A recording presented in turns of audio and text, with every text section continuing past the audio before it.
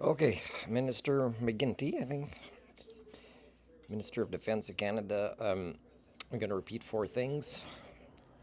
First of all, any pressure the USA puts on us for funding in the military, we should say it comes with conditions that we need to measure that you stop making enemies around the world.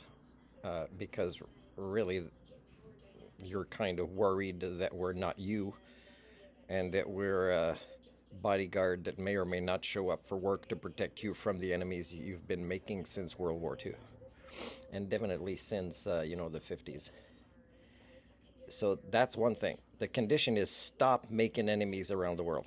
Get out of the manipulations you do in geopolitics. Get into your own civil war as quickly as possible. Speaking of that, another country that's on the Security Council is France, the UK, Russia, and the other one is China, I believe. So Russia might be changing their economy of war, but the thing is again, let them be at war with themselves. That means don't strengthen their economy in any way through trade. Or if they want to, be on a probation period of being in agreement with us for the Arctic, sure.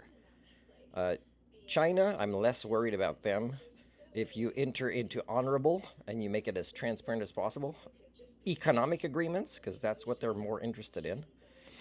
But of course, economics is a form of mental illness that makes us think life is about a Monopoly game. So, you might want to remind them that things are finite. That means even if they want to avoid war, they'll eventually get to war if they don't incorporate the finite part of the planet.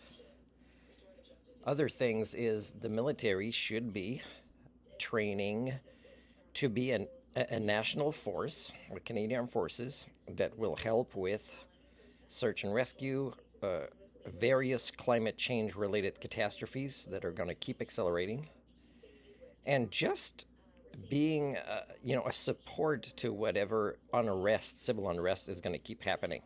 No matter who the prime minister is or the ministers are in Canada, things are going to keep getting worse. And you have to admit this, that you will do your entire terms and things, you will do your 100% your best and your motivations will be honorable, but still things will be worse. You need to realize this. That means during your time, think in the long term. Think that if you're funding the military, it's to do more than just what it's been doing, but a lot more tasks at a national scale.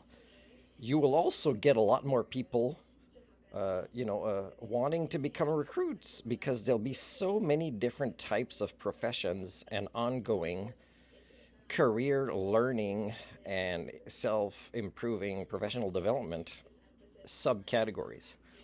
It is already set up as a national type of response system. Okay, there's nothing like it.